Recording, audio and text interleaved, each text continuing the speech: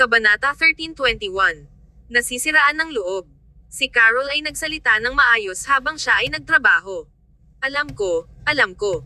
Nagtataka ako kung ang mga tigre ay kumakain ng matamis na pagkain. Ang mga tigre ay mga karnabal at manghuli para sa kanilang biktima. Walang pino na sucrose sa natural na kapaligiran kung saan sila nakatira, at ang asukal na kinakailangan ng kanilang mga katawan ay mahihigop mula sa mga halaman at hayop. Masayang-masaya si Tiger na bigyan si Carol ng isang aralin sa agham. Ginambala ito ni Carol. Tiger, maglaro sa akin ng isang kanta. Kailangan ko ng background music upang makapasok sa uka. Nag-atubili si Tiger. Natutuwa ito sa proseso ng pag-uusap sa mga tao. Napanood ni Nicole si Tiger ng ilang sandali at hindi maiwasang ngumiti. Kumatok siya sa pintuan. Tiger, nahanap mo na ba ang iyong bagong libangan? Sa tunog ng tinig ni Nicole, excited na tumalon si Tiger mula sa mataas na at hinimas ang katawan ni Nicole upang kumilos. Mama! Tumawa si Nicole at hinaplos ang malambot at komportable na balahibo ni Tigre. Maraming mga maid na nagmamadaling ibinaba ang trabaho sa kanilang mga kamay at tiningnan si Nicole na inaasahan. Ano ang nagdadala sa iyo dito, miss? Ngumiti si Nicole. Nandito ako para kay Tiger. Dadalhin ko palabas. Pagkatapos, dinala niya si Tiger. Ang natitirang mga lingkod ay huminga ng hininga. Sa pagtingin sa kanyang likuran, hindi nila maiwasang magsalita. Ang binibini ay may isang mahusay na karakter. Nagtrabaho ako para sa maraming mga mayayamang pamilya bago, ngunit lahat sila ay umaasa sa maliit na kayamanan na kailangan nilang ipakita ang kanilang kapangyarihan. Boss din nila kami sa paligid. Ngunit si Miss Stanton ay personal na dumating sa kusina. Iba talaga siya. Ngumiti si Carol. Tama yan. 5 taon na ako dito. Hindi ko pa nakita si Miss Stanton na nagsabi ng isang malupit na salita sa amin dati. Tingnan ang butler. Palagi siyang may isang mabagsik na mukha, ngunit sa sandaling nabanggit si Miss Stanton, puno siya ng papuri para sa kanya. Narinig ko na nakipag-break si Miss Stanton sa pangulo ng Ferguson Corporation. Totoo ba iyon? Ang isang bagong dating ay nagtanong. Ibinagsak ni Carol ang mga bagay sa kanyang kamay at binigyan ng maingat na hitsura ang bagong dating. Hindi ba sinabi sa iyo ng butler na huwag mag-pry sa paligid ng negosyo ng master bago ka dumating dito? Ang dalaga ay bamulong, alam na sinabi niya ang maling bagay. Nagtatanong lang ako. Wala namang kakaiba. Inikat ni Carol ang kanyang mga mata at ibinaba ang kanyang ulo upang magpatuloy sa paggawa ng kanyang negosyo. Dinala ni Nicole si Tiger sa silid, natagpuan ang numero ni Molly, at nadial ito. Ilang beses itong umalangaw-ngaw. Labis na kinakabahan si Nicole habang nakikinig siya. Sa wakas, kinuha ang tawag. Napabuntong hininga si Nicole. Luckily, hindi ako hinarang ni Molly. Nikki, may mali ba? Mahina ang tunog ni Molly at nasaraan ng loob. Agad na sinabi ni Nicole, Molly, medyo masiraan ng loob si Tiger. Nais kong kausapin ka at tingnan ito para sa akin. Maaari ba tayong magkita bukas? Tahimik si Molly ng ilang segundo bago mag-sniffle lang. Itapon mo siya palayo. Padadalhan kita ng bago. Anong hayop ang gusto mo? Panda. Fox. Natigilan si Nicole. Sa kanyang mga bisig, hindi na mapigilan si Tiger at nagkaroon ng mapaghimagsik na pagsabog. Ibig sabihin Molly, ikaw ang nakakainis na tao sa mundo. Gusto kong i-reset ka ng pabrika. Nais kong alisin ang iyong karapatan na i-program ako. Tumawa si Molly. Mukhang talagang nabaliw. Okay, magkikita tayo bukas. Ibinaba niya ang tawag sa telepono bago magreaksyon si Nicole. Hindi napigilan ni Nicole si Tiger sa oras, ngunit sa halip na mag-backfiring, sumang-ayon si Molly. Tumawa siya at hinaplos ang ulo ni Tiger, na nagtatapon pa rin ng isang tantrum. Mabuting bata, huwag magalit. Nakahanap lang ako ng isang dahilan, hindi kita kukunin upang makita siya bukas. Huwag kang matakot. Tumagilid ang ulo ni Tiger sa galit. Hindi. Kailangan kong pumunta. Gusto kong pumunta at tanungin ang walang puso na babae. Kabanata 13:22. Walang karapatang sabihin na siya ay pagod. Si Nicole ay nasa isang magandang kalagayan at hindi nagmamalasakit doon. Oo naman, maaari kang pumunta kung nais mo. Ito ay isang mahabang panahon mula nang makita mo pa rin ang isa't isa. Dapat makaligtaan ka ni Molly ng marami. Nag-click si Tiger ng dila nito na may matinding disdain at tumalon pababa upang hanapin si Floyd na mapayapa. Huli sa gabi. Ang tunog ng ilang mga cicadas chirping ay maaaring marinig. Naligo si Nicole at nagpalit ng komportableng damit bago bumaba upang kumain ng dessert.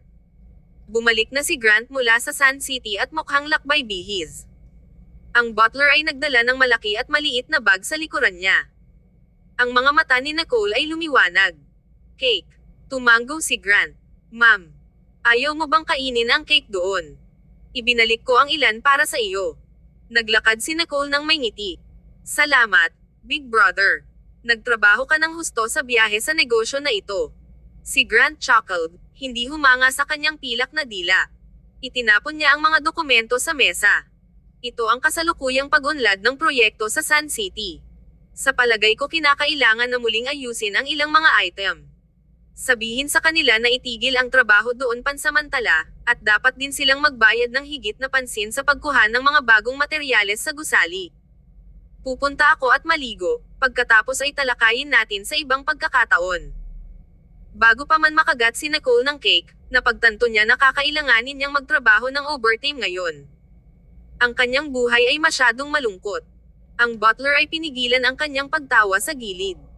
Sa palagay ko ay bumili siya ng napakaraming masarap na pagkain dahil alam niya na hindi ka gagana maliban kung mayroon kang makakain. Tumango si Nicole. Have Mav and Kay eaten yet? Ang pangalawang batang master ay nasa itaas. He's in a bad mood and said not to disturb him. Third young master just drove out. He said he's going for a drink with friends. Ang butler ay may pananagutan at iniulat ang paggalaw ng iba. Si Chairman Stanton ay bumalik sa kanyang study room. Tumango si Nicole at umupo sa sofa. Hinatak niya ang kumot sa gilid at malumanay na tinakpan ang kanyang payat na mga binti. Pagkatapos, pumili siya ng isang pastry ng random at bit into it. Mabuti ito. Kung hindi siya nagmamadali sa tuwing pupunta siya sa Sun City, gugustuhin niyang manatili doon ng mas mahaba upang kumain sa nilalaman ng kanyang puso. Ang TV ay nagpapakita ng balita sa pananalapi, at si Nicole ay nanonood ng casual. Sa sandaling bumalik si Eric mula sa Liberty, lumahok siya sa maraming mga pampublikong kaganapan. Noong nakaraan, hindi rin siya maimbitahan. Sa kanyang bilang ng mga pagpapakita, maaaring hindi magtatagal bago magsimula ang malaking proyekto sa kanyang mga kamay. Habang pinapanood ni Nicole ang TV, binago ni Grant ang kanyang damit pagkatapos ng shower at bumaba. Nagkaroon ng hindi malinaw na pagkapagod sa pagitan ng kanyang mga browser. Magsimula tayo. Si Nicole, na nagulat, ay nakatuon pa rin sa kagat sa egg tart sa kanyang kamay. Tumingin siya sa oras. Ito ay halos 10:00 ng gabi. Nais ni Nicole na tumanggi, ngunit naisip niya kung paano bumalik si Grant mula sa isang paglalakbay sa negosyo, subalit hindi siya nagreklamo na pagod, habang siya ay naglaro sa buong araw. Ano ang karapatan niya na sabihin na siya ay pagod? Sa gayon, tumango si Nicole ng mabigat, pinatay ang TV, at umupo sa sofa sa tabi niya. Kinuha ni Grant ang mga dokumento. Malamig ang mukha niya. Bagaman walang mga problema pagkatapos suriin ang mga materyales sa gusali, hiniling ko sa departamento ng pagkuha na rebid. Ang tagapagtustos ng bagong batch ng mga materyales sa gusali ay dapat na mahigpit na napili. Tumango si Nicole at hindi nagtagal ay nakipag-ugnay sa trabaho. Sa sandaling bumaba si Grant sa negosyo, madali ang paglipas ng 2 oras. Bumalik si Kai, riked ng alkohol. Agad na lumawak ang kanyang mga mata nang makita niya ang eksenang ito. Grant, kayong mga tao ay nagkakaroon pa rin ng pulong ngayong huli. Hindi siya pinansin ni Grant. Hindi rin niya pinataas ang kanyang ulo habang pinakawalan niya ang isang malabong, "Ma'am," na tila pinapakikilig lamang si Kai. Tumingin si Kai kay Nicole. Bakit hindi ka pa natutulog? Hindi mo na ba gusto ang iyong makinis at madulas na balat? Malamig at siksik ang hangin. Inilunsad ni Nicole ang kanyang eyes kay Kai. Naisip ba ni Kai na ayaw kong matulog? Kinokontrol niya ang kanyang emosyon. Pangatlong kapatid, umiinom ka na buong gabi, ha? Naging masaya ka ba? Kabanata 13:23. Hedonist. 2 beses na naklik ni Kai ang kanyang dila. Siyempre, mas masaya ako kaysa sa iyo. Kumpara sa inyong dalawa, Mukhang isang hedonistic trust fund kid. Sa wakas ay nag-react si Grant at walang sinabi. Hindi ba? Si Kai at Nicole ay hindi nagsalita. Hinaplos ni Kai ang kanyang ilong at umubo. Mas mabuti akong umakyat sa kama. Halfway up ang mga hakbang, nakapos si Kai, tumingin kay Nicole, at commandant. Hindi naintindihan ni Nicole. Ibinaba niya ang kanyang ulo at patuloy na nakikinig kay Grant. Hindi nagtagal, ang telepono na inilagay sa gilid ay tumunog. Ito ay telepono ni Grant. Nabasa ang caller ID, asawa. Itinaas ni Nicole ang kilay niya. Agad itong kinuha ni Grant. Ang kanyang tinig ay naging mas malambot. Kumusta? Tumayo si Grant at binigyan ng hitsura si Nicole, na tumanggo. Pumunta siya sa tagiliran upang sagutin ang tawag. Ang kanyang malinaw na tinig ay sumagot ng ilang beses na may isang ngiti sa mga sulok ng kanyang mga labi. Ang malumanay na pagtingin sa kanyang mukha ay hindi maitago. Hindi kailanman sa mga pangarap ni Nicole ay naisip niya na magtatapos si Grant tulad ng isang araw. Sure enough, ang paghahanap ng tamang tao ay ang pinakamahusay na bagay. Tumingin si Nicole sa mga nilalaman ng dokumento. Tulad ng pag-iisip niya tungkol dito, ibinaba na ni Grant ang tawag sa telepono. Hinintay ni Nicole na magpatuloy siya sa isang tuwid na mukha. Gayunpaman, tiningnan ni Grant ang oras. Kalimutan mo ito, sinabi sa akin ng iyong sister-in-law batas na magpahinga ng maaga. Hindi ako makakasabay sa iyo. Matutulog na ako. Good night. Pagkatapos, binigyan siya ni Grant ng isang hitsura at idinagdag, tandaan na malinis ang mga papel. Pinakawalan niya ang kanyang kwelyo, kinuha ang kanyang telepono, at umakyat sa itaas. Ang mga sulok ng kanyang bibig ay may hawak na malambot na ngiti. Nababaluktot si Nicole. Malaya ba ako dahil lamang sa isang tawag sa telepono mula kay Aida? Si Grant, na hindi kailanman nagagalit, ay nagbago ng kanyang isip ng madali. Unti-unting nawala ang kanyang figure sa hagdanan pagkatapos ay dahan-daang nag-react si Nicole. Kinuha ni Nicole ang mga dokumento at dinala ito sa study. Nang maglakad siya sa pintuan ng kanyang silid, pagod na pagod siya na halos hindi niya mabuksan ang kanyang mga mata. Kinuha niya ang kanyang telepono at tiningnan ito. Nagpadala sa kanya si Kai ng isang mensahe ilang minuto na ang nakakaraan. Makakahanap ako ng isang tagapagligtas upang matulungan ka. Pagkatapos, pinadalhan siya ni Kai ng isang screenshot sa kanya na tumatawag kay Aida. Hindi maiwasang tumawa si Nicole.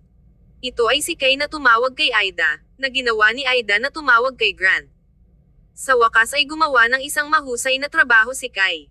Kinabukasan, ipinadala ni Nicole ang lokasyon ng appointment kay Molly. Nag-type si Molly. Matapos makita ang tiger, dapat ba tayong mamili din? Ang lokasyon ay nasa isang high-end shopping mall. Si Nicole ay hindi pa namimili ng mahabang panahon. Sagot ni Nicole. Ang tiger ay may isang sakit kung saan ito ay sumisigaw kung hindi ito mamimili. Nag-type si Molly. Ito ay courting death. Dinilaan ni Tiger ang ulo nito at napanood na walang magawa habang nag-type si Nicole ng masamang salita tungkol dito sa telepono. Sa mall, naupo si Nicole sa isang coffee shop na naghihintay kay Molly. Pinangangalagaan siya ni Luca na hindi kalayuan kaya mas makomportable din si Nicole.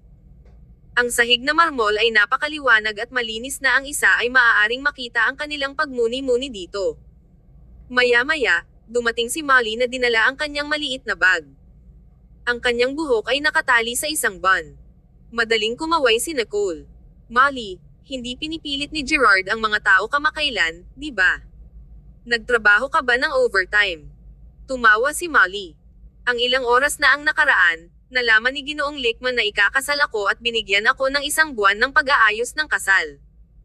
Kapag pinag-uusapan nila ang presyo ng pabahay, nakangiti pa rin ang kanyang mga mata. Gayunpaman, ang susunod na segundo, biglang kumupas ang kanyang ngiti. Marahil ay naisip ni Molly ang isang bagay tulad ng mapanglo at pagkabigo na nabighani sa kanyang mga mata. Ang linya ng paningin ni Nicole ay lumusot sa labas. Tumingin siya sa tapat ng tindahan ng pangkasal na may sarado na sign sa harap at nakita ang dalawang lalaki na slipang sa isa't isa. Kabanata 1324. Blind Date. Nag-smile si Nicole, tumingin kay Molly, at dinala si Tiger sa kanyang bag. Ito ay namiskita ng sobra. Ang Tiger ay nakastamp sa apat na binti nito. Hindi, hayaan mo akong umalis. Gusto kong kumain ng ibig sabihin Molly. Ang mukha ni Molly ay agad na naging masigasig muli habang hinawakan niya ito ng scruff. Sa palagay mo ba talaga ikaw ay isang hayop? Little Traitor, maaari mo bang tiyan ito? Natatakot si Tigger at nag-atubiling isinumite sa malakas na pananakot ni Molly. Matapos ang ilang mga pag-ikot, napilitang aminin ni Tigger na si Molly ang pinakamagandang babae sa buong mundo. Nang makita ni Nicole na si Molly ay nasa mas mahusay na kalagayan, unti-unting lumingon siya sa pangunahing paksa. Molly, pumunta tayo sa kalye para sa isang pag-ikot. Itinaas ni Molly ang kanyang ulo at tumingin sa kabaligtaran ng kalye. Noon lamang napansin niya na ito ay isang exhibition hall ng mga marangyang damit na pangkasal. Ang mga damit ng kasal sa loob ay ang lahat ng mga disenyo ng haute couture at hindi mga bagay na maaaring mabili dahil lamang sa may pera. Ang pagkakakilanlan at background ng pamilya ng mamimili ay kailangang mapatunayan ng una. Ang mga kondisyong iyon ay na-discouraged ang maraming tao, kaya't naging isang exhibition hall para sa mga damit sa kasal. Sa kasalukuyan, kahit na ang mga taong nagpunta upang bisitahin ang kinakailangang magrehistro ng maaga sa kanilang ID card upang makagawa ng isang appointment. Ito ay pupunta upang ipakita kung gaano kamahal ang mga damit ng kasal. Siyempre, pinangarap din ni Molly na pumasok at magsuot ng mga damit sa kasal sa loob, ngunit alam din niya na ang background ng kanyang pamilya ay hindi maihahambing sa pamilyang Stanton. Si Maverick ay hindi isa na nagmamalasakit sa mga pagpapakita, kaya noong unang pinili ni Molly ang kanyang damit na pangkasal, itinuring niya ang sitwasyon ng kanyang pamilya at pumili ng medyo kilalang high-end na tindahan ng pangkasal. Katulad nito, mayroon silang isang hindi kasiyasang insidente. Nang makita ang hitsura ni Molly na walang pag-asa, nagpunta si Nicole at kinuha ang kanyang kamay. Tara na, Molly. Ikakasal ka, ngunit hindi pa ako nasangkot sa anumang bagay. Nag-atubiling sandali si Molly bago nagpupumilit na magsalita.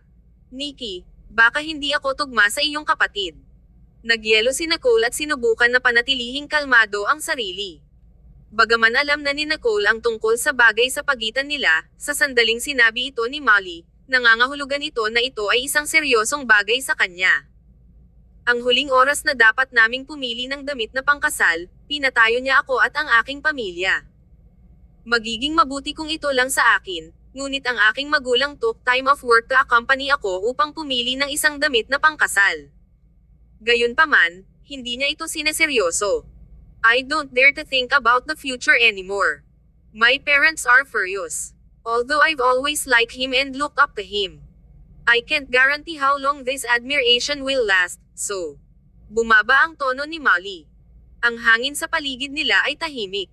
Inabot ni Nicole, hinawakan ang palso ni Molly, at tiningnan siya ng malinaw na tingin. Molly, normal para sa iyo na magkaroon ng napakaraming mga pagsasaalang-alang. Laging sinusuportahan ko ang iyong desisyon. Mabuting magkaibigan pa rin tayo, di ba? Agad na tumango si Molly. Ngumiti si Nicole. Okay lang, marami akong kalidad na lalaki sa paligid ko. Kahit nawala ang aking pangalawang kapatid, maraming iba pang mga kalalakihan.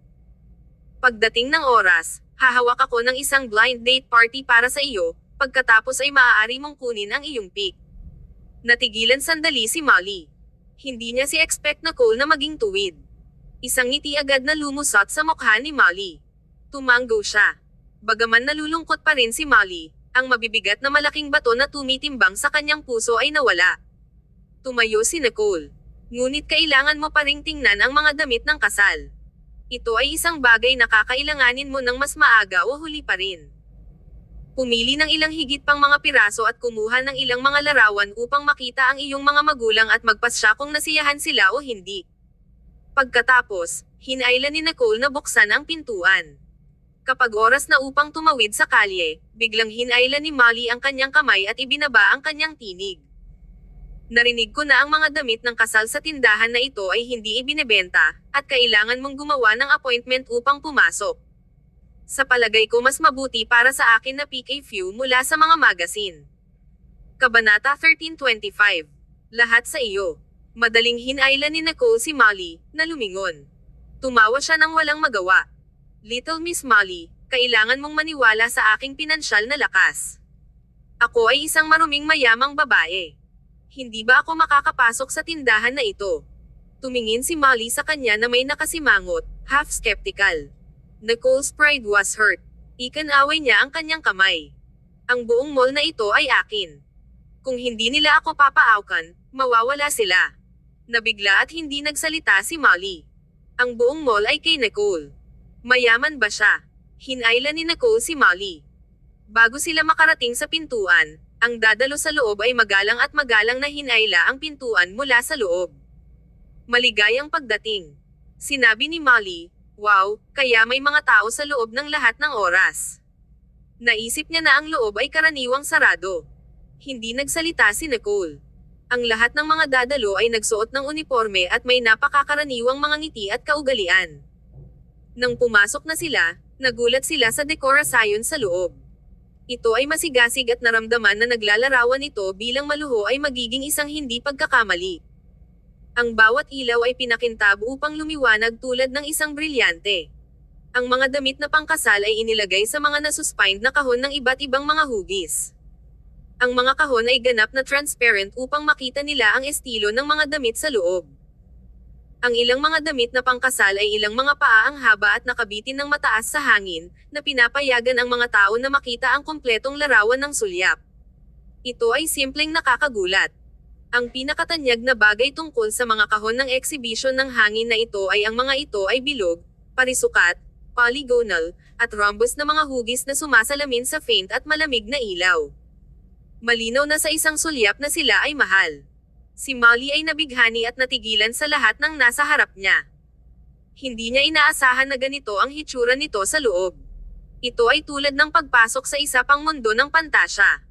Sa front display screen ay ang mga modelo na may suot na haute couture na mga damit na pangkasal na naglalakad sa landas. Pinayagan nito ang mga customer na makita ang pabago-bagong hitsura ng mga damit pagkatapos na magsuot. Natuwa si Molly na hinawakan ang braso ni Nicole. OMG! Ang isang ito ay masyadong maganda. Naaalala ko na ang isang ito ay hindi pa ipinahayag sa magazine. Sinasabi iyon, agad na kinuha ni Molly ang kanyang telepono at inilaan na kumuha ng litrato bilang isang panatilihin. Ang mga kawani ng serbisyo sa gilid ay sumulong ng may ngiti. Ang mga kilalang panauhin, ang litrato ay hindi pinapayagan dito.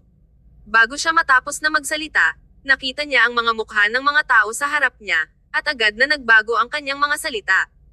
Ngunit maaari kang talagang kumuha ng litrato. Mayroon pa kaming pinakabagong chart ng pagpapakita dito. Maaari mo ring subukan ito sa...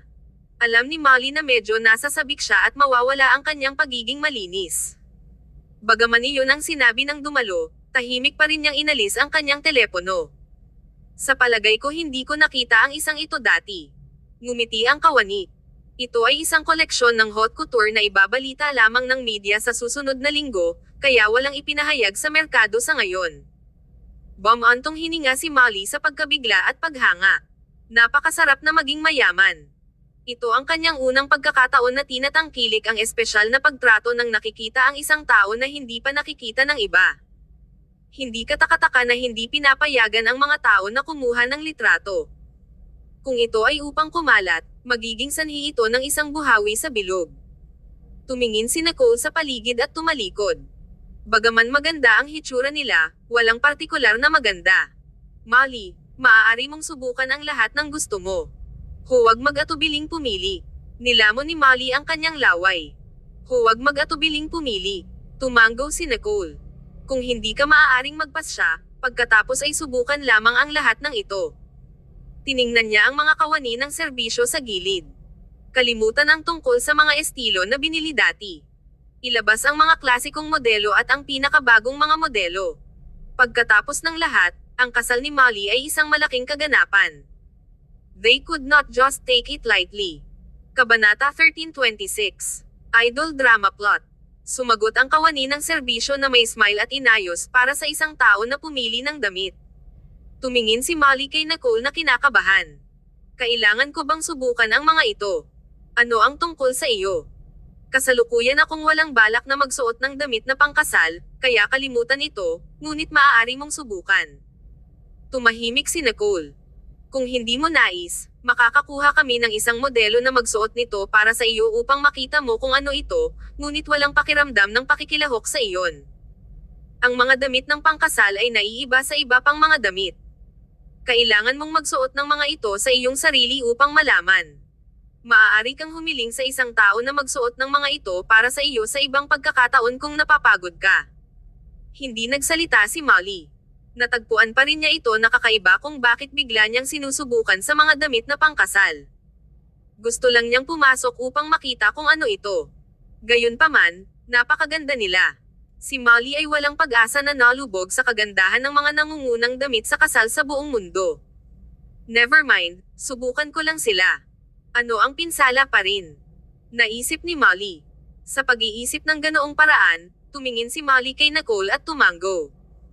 Ibinigay niya si Tigger kay Nicole at tumakbo sa fitting room. Nang sa loob, mayroong talagang isang kawani ng serbisyo sa fitting room. Hello, distinguished guest, maaari ba kitang tulungan na baguhin ang iyong mga damit? Wow, ang serbisyo dito ay talagang nag-isip at hindi maaaring maging mas komprehensibo. Gayunpaman, walang ugali si Molly na hayaan ang iba na magbantay habang binago niya ang kanyang damit. Marahil ang mga tao sa exhibition hall ay natatakot na masira niya ang mga damit. Umiling-iling si Molly sa kanyang ulo. Maaari ko itong isuot sa aking sarili. Ngumiti ang kawani ng walang pag-aatubili. Oo naman, maghintay ako para sa iyo sa labas. Mangyaring tawagan ako kung kailangan mo ng anumang tulong. Pagkatapos, umatras ang kawani. Si Molly ay nagpakawala ng isang mahabang buntong hininga. Ito ay talagang kamangha-manghang. Pinigilan niya ang kanyang panloob na kaguluhan at nagsimulang subukan ang mga damit sa pangkasal. Umupo si Nicole sa gilid, kumakain ng isang maliit na merienda, at walang tigil na nanonood ng display video na ibinigay sa kanya ng mga kawani ng serbisyo. Inayos niya ang screen sa hindi kasiya siya. Ang susunod na segundo, biglang umupo ang isang lalaki sa tabi niya. Kinuha niya ang merienda, natikman ito, at itinapon ito sa kasuklam-suklam. Hindi ito kasing ganda ng ginagawa ng isang Carol. Tumingin si Nicole sa kanya sa labis na pagkagalit. Bakit ka nandito? Ito ay si Kai. Hindi ba niya sinabi na tatalakayin niya ang negosyo kay Dominic sa opisina? Naisip ni Nicole. Nakangiti si Kai. Nag-joke ang ako. Ito ay may kinalaman sa kasal ni Mav, paano ako hindi makilahok? Kinuha ko lang siya na dalhin ako rito dahil pinapanatili ko siya. Ibinaba ni Nicole ang kanyang ulo at patuloy na napapanood ang video, hindi balak na magbayad sa kanya ng pansin. Tuwang-tuwa si Kai. Ano sa palagay mo ang magiging pinakamahusay na paraan upang magkita sila mamaya? Hindi sinasadyang pumasok sa maling dressing room. Bumpang sa bawat isa ng tama habang natapos ang pagbabago at lumabas. Oh! Tumingin si Nicole sa kanya nang walang pasubali with disdain. Kay, maaari mo bang baguhin ang iyong plot ng drama ng idolo?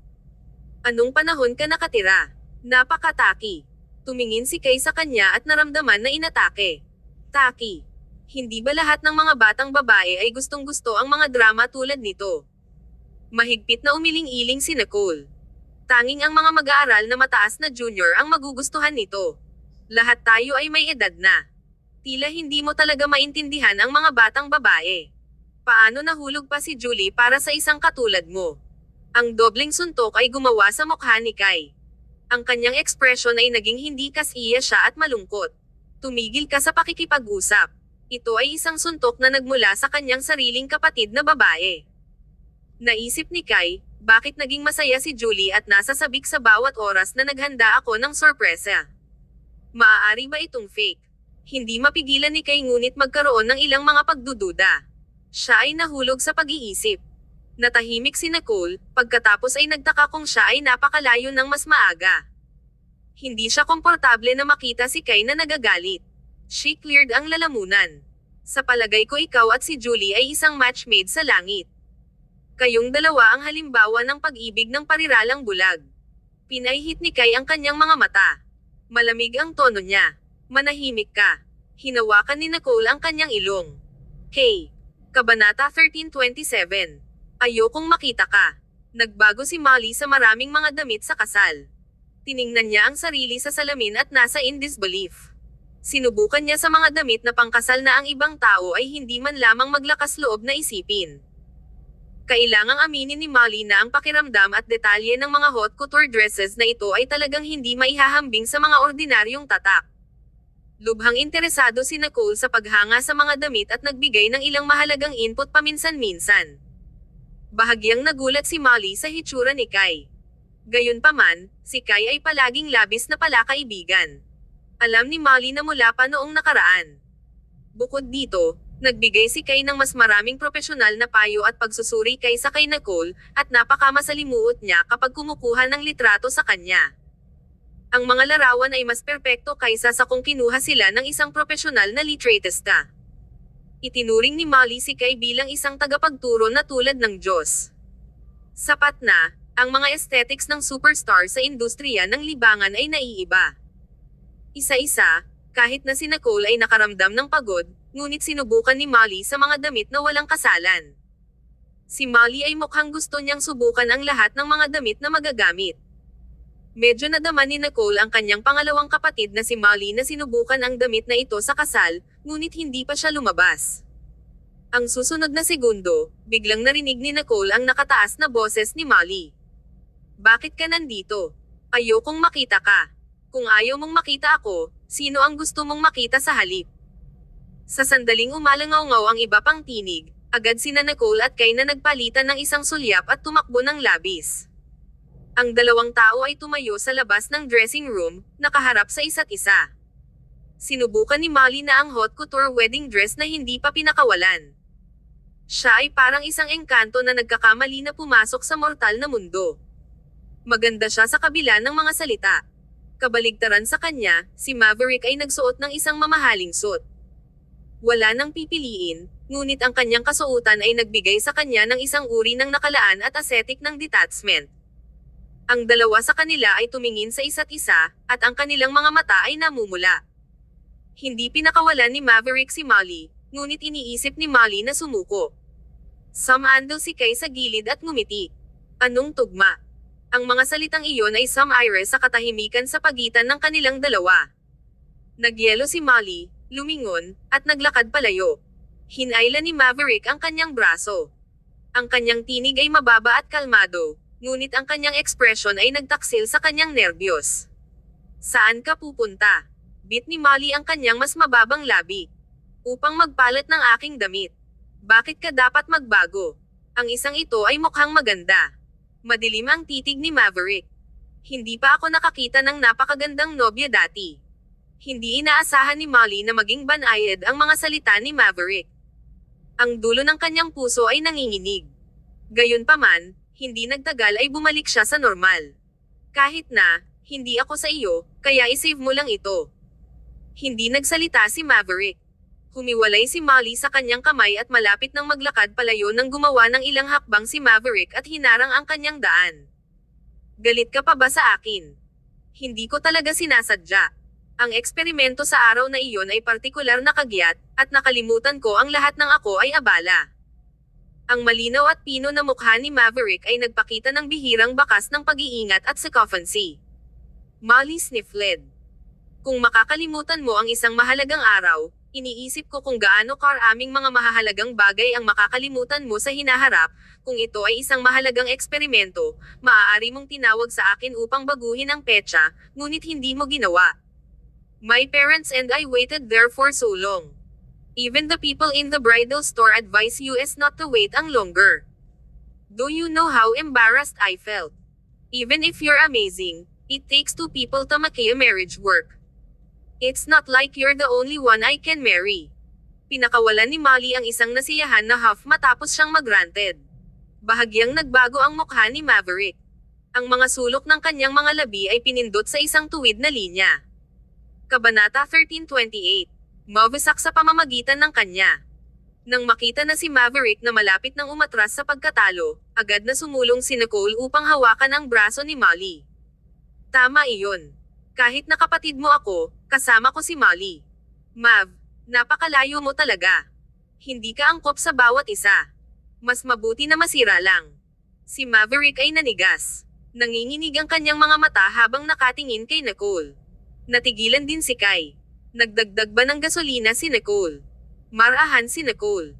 Mag-aayos ako ng isang blind date para kay Molly. Si Ian ang magiging unang kandidato. Siya ay mula sa isang mabuting pamilya, at may isang matamis na bibig, at lahat ay nagustuhan sa kanya. Kung hindi ito gumana sa kanya, pagkatapos ay kumuha ako ng ibang tao. Sa anumang kaso, kahit sino ay mamahalin si Molly kaysa sa iyo. Tumingin si Molly kay Nicole ng pasasalamat at nagbubuhos ng emosyonal na luha sa kanyang puso. Nginat-ngat ni Maverick ang kanyang ngipin. Medyo asyan ang mukha niya, at mababa ang boses niya. Lil-En, huwag mo ring isipin ito. Hindi ka gusto ni Molly. Wala sa iyong negosyo na kasama niya sa hinaharap. Dahil napakahalaga ng iyong eksperimento, maaari kang manirahan sa lab para sa natitirang bahagi ng iyong buhay.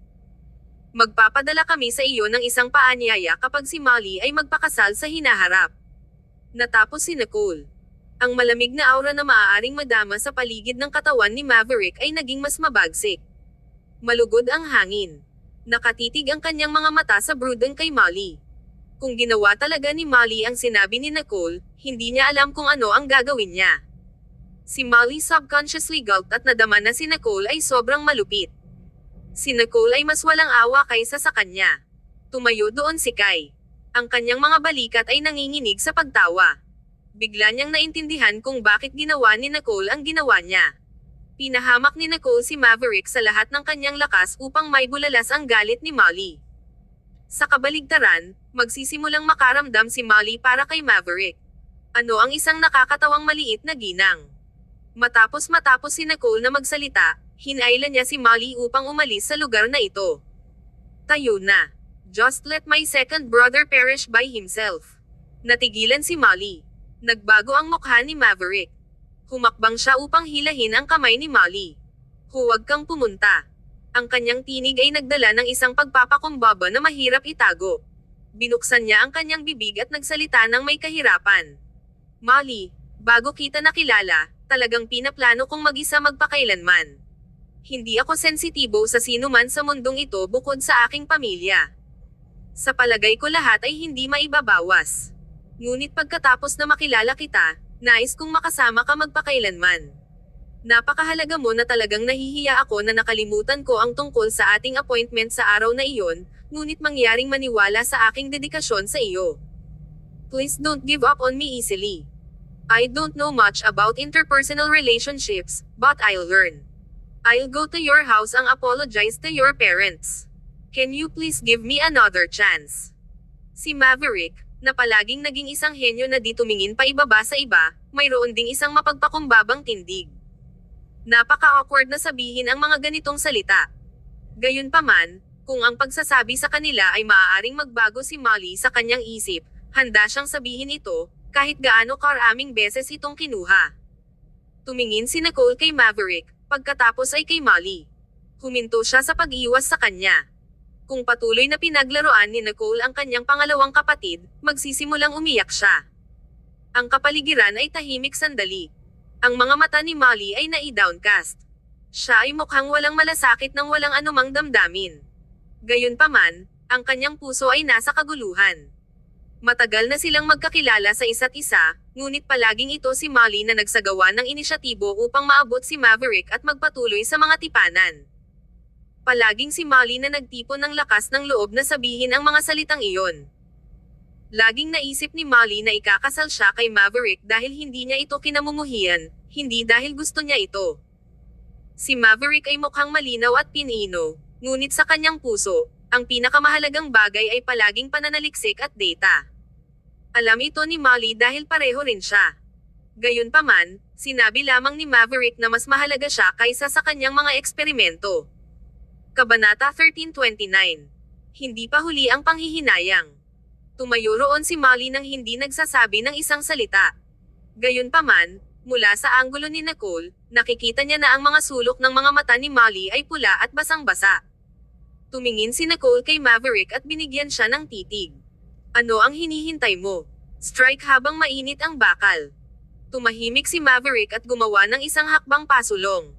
Inilagay niya ang isang kamay sa kanyang bulsa na para bang may inilabas na bagay. Nabantayan sina Nicole at Kay na kinakabahan at nasa sabik. Nagmumungkahi ba siya? Iyon ay talagang isang kaaya-ayang sorpresa. Hindi siya tinuruan ni Nicole na gawin iyon. Hindi niya inaasahan ang utak ni Maverick, na puno ng mga formula, upang mabasa sa pagitan ng mga linya. Anong kasanayan? Nilamon ni Molly ang kanyang laway. Bagaman hindi siya nagsasalita, mayroong isang pahiwatig ng pagkabagot sa kanyang pagpapahayag, pati na rin ang inaasahan. Lumapit sa kanya si Maverick, at sa ilalim ng mga mata ng lahat, dahan-daang lumuhad. Lahat ay agad na nagulat. Kahit si Kai ay nagyelo. Ang susunod na segundo, hinailan ni Maverick ang kamay ni Molly at huminga ng malalim. May kinuha siya mula sa kanyang bulsa at inilagay ito sa palad ni Molly. Sina Nicole at Kai ay nanigas. Huli na upang makuha ang kanilang nasa sabik na hitsura. Si Molly ay mayroon ding parehong ekspresyon ng dumbstruck. Ang item sa kanyang palm ay hindi ang singsing na naisip niya. Ito ay isang bank card. Ang regalong ito ay talagang hindi maintindihan. Nagpalitan ng sulyap sina Nicole at Kai. Tahimik na umatras si Nicole ng 2 hakbang. Kung nagalit ulit si Molly, hindi makakatulong si Nicole. Ang paglipat ni Maverick ay masyadong hindi normal. Siya ay isang nawalang dahilan. Sinabi ni Maverick, ito ang lahat ng mga premyo sa cash na napanalunan ko pagkatapos na makilala kita. Kinakatawan nito ang lahat ng aking karangalan. Bagaman hindi ako bumili ng singsing para sa iyo, maibibigay ko sa iyo ang aking kaluwalhatian, na mas walang hanggan kaysa sa isang singsing. Tahimik na hinawakan ni Molly ang bank card. She seemed to be moved. Ang eksenang ito ay something na hindi siya nang ahas na mangarap. Sa kanya, si Maverick ay isang tao na ang pangalan ay nasa mga aklat-aralin. Ang kanyang pangalan ay naipublish sa international journals, at siya ay isang hindi maabot na Diyos na tulad ng pagkakaroon. Gayunpaman, ang Diyos na ito ay hindi inaasahang lumuhad sa harap niya. Biglang nadama ni Molly na magiging insensitive kung tatanggi siya muli. Itinikom niya ang kanyang mga labi at tinanong siya, gaano karaming pera dito? Sapat na ba upang bumili ng singsing? Natigilan si Maverick bago siya ngumiti. Ang isang maliit na kagalakan ay kulay ang kanyang malinaw at banayad na mukha, at ang mga sulok ng kanyang mga labi ay curly. Sapat na. Tumingin sina Nicole at Kai sa pagkabigla. Sinabi ni Kai, siya ay nakompromiso. Bakit napakadaling mag-coax ni Molly? Sinabi ni Nicole, oo, naisip ko na tiyak na maghihiwalay sila. Hinailan ni Molly si Maverick mula sa sahig, at niyakap siya ni Maverick. Ang kagalakan ng pagkuha ng isang bagay na nawala sa kanya ay hindi natukoy sa kanyang mukha. Nais ni Maverick na ibababa ang kanyang ulo upang halikan si Molly, ngunit bigla niyang napagtanto na may mga tagalabas na naroroon, kaya hindi niya ginawa. Itinaas niya ang kanyang mga browser at tiningnan ang kanyang mga nosy na kapatid. Kayong dalawa, lumabas. Si Nicole at Kai ay hindi nagsalita. Binasa ni Nicole ang kanyang lalamunan at itinapon ang isang pangungusap bago umalis. Molly, hindi pa rin huli ang panghihinayang. Pagkatapos, sina Nicole at Kai ay napakamarunong maglakad palabas. 2 beses na naklik ni Kai ang kanyang dila at pinakawalan sa sandaling lumabas siya. Tapos na. Pinaihit ni Nicole ang kanyang mga mata sa kanya. Ano pa ang gusto mo? Umiling-iling si Kai at naisip, kung ito si Julie, pahihirapan niya ako sa kalahati hanggang sa kamatayan. Si Molly ay isang mabait at nakakaintindi na batang babae. Ito ay mas melodramatic kaysa sa mga drama sa idolo. Kahit na ang mga manunulat ay hindi maglakas loob na sumulat tungkol dito. Pinatawad niya siya dahil lamang sa kanyang tuhod. Ano ang tungkol sa hinaharap? Sinabi ni Nicole, well, nakasalalay ito sa kung sino ang lumuhad. Kung ikaw ito, sa palagay ko ay sapat lamang ito kung may mga spike na idinagdag sa ilalim ng iyong mga tuhod. Pagkatapos ng lahat, ang mga tuhod ni Maverick ay tiyak na nagkakahalaga ng higit pa. Kabanata 1330. Unwind Child. Nag-click si Kai sa kanyang dila at pinilipat ang mga susi ng kotse sa kanyang kamay. Tayo na. Sumama ka sa akin sa opisina. Patuloy na nanginginig si Dominic sa buong araw pagkatapos mong halos tanggalin siya. Sinabi ni Nicole, hindi ako pupunta. Talaga. Ang kumpanya ay may isang bagong batch ng mga batang idolo. Ang bawat isa sa kanila ay maganda. Nag-atubiling si Nicole ng ilang segundo. Well, mula nang bumalik ka, sasamahan kita ng isang beses. Tumawa si Kay nang walang pagsasalita at magkasama. Palm, kilalang panauhin. Ang mga kawani ng serbisyo ay matulungin na binuksan ang pintuan sa harap para sa kanila. Bago dumating si Nicole, nakipag-ugnay siya sa boss ng dito at sinabi sa kanila na maglingkod lamang kay Molly ngayon. Ang boss ng tindahan na ito ay may isang mabuting reputasyon sa bilog ng fashion, ngunit sa kasamaang palad, hindi niya nabuksan ang isang merkado sa Medianya. Sinusuportahan nila ang kanilang talino na nagsisikap na makipagtulungan sa Stanton Corporation, ngunit sa kasamaang palad, hindi sila makahanap ng isang pagkakataon. Ang sitwasyon ay dahil tumanggi silang ibababa ang kanilang mga presyo upang matugunan ang mas malawak na merkado. Palagi silang kinuha ang landas ng mga Pinong high-end na tatak. Gayunpaman, totoo rin na hindi na maraming mga luho na mamimili dito upang mamili para sa mga damit sa kasal. Kahit na ang mga kilalang tao ay nagpakasal, maliban sa mga malalaking shot sum A-list, iminungkahi pa ng mga kilalang tao na ang shop ay nag-sponsor sa kanila. Masaya bang maging isang freeloader? Ang katayuan ni Nicole sa bilog na ito ay kilala sa lahat. Kung siya ay bukas na naisa publiko, hindi na nila kailangang mag-alala na ang ibang mga mayayamang batang kababaihan ay hindi bibilhin mula sa kanila. Dinala ni Kay ang kotse habang sumakay si Nicole at umupo si Lucas sa backseat. Si Nicole ay nagtanong, "Kailan ang flight mo?" "Bukas ng umaga." Sinabi ni Nicole, "Kaya sa lalong madaling panahon." Alam ba ni Julie? Tumanggaw si Kay. Alam niya. Sinabi ni Nicole, "Darating ba siya upang makita ka?" Umiling-iling si Kay ng isang walang magawa ng ngiti. Kailangan niyang pumunta sa Denmark para sa isang paglalakbay sa negosyo ngayong gabi. "Mamimiss lang namin ang isa't isa." Nag-atubiling si Nicole ng ilang segundo. "Bakit sa palagay ko kayong dalawa ay kumikilos? Hindi ba ang mga mag-asawa ay karaniwang clingy sa bawat isa sa isang relasyon? Matagal ka nang malayo, ngunit nakita mo lamang siya ng ilang beses sa mga nakaraang araw nang bumalik ka. Maghiwalay ba kayo sa lalong madaling panahon?" Pinahihit ni Kay ang kanyang mga mata at gritted ang kanyang mga ngipin, nais na iikot ang kanyang mga tainga. "Wala ka talagang magandang impression sa akin, ha?" Tumawa si Nicole at dodged. Bumantong hininga si Kay at tumingin sa unahan. "Ano ang magagawa ko?" Determinado siyang magtayo ng kanyang karera. Maaari ko ba siyang pigilan? Nagpaalam ako sa kanya na bigyan ako ng pangalawang pagkakataon, kaya alam ko ang aking mga limitasyon. Paano kung sinipa niya ako muli? Itinikom ni Nicole ang kanyang labi. Si Kay ay nakakagulat na may kamalayan sa sarili. "Kaya, kailan ka magpakasal?" Sinabi ni Kay, "Tinanong ko na hindi mabilang na beses, ngunit nais pa rin niyang obserbahan ako ng ilang taon pa. Sinasabi ko lang, hindi ka masyadong kwalipikado bilang isang kapatid na babae.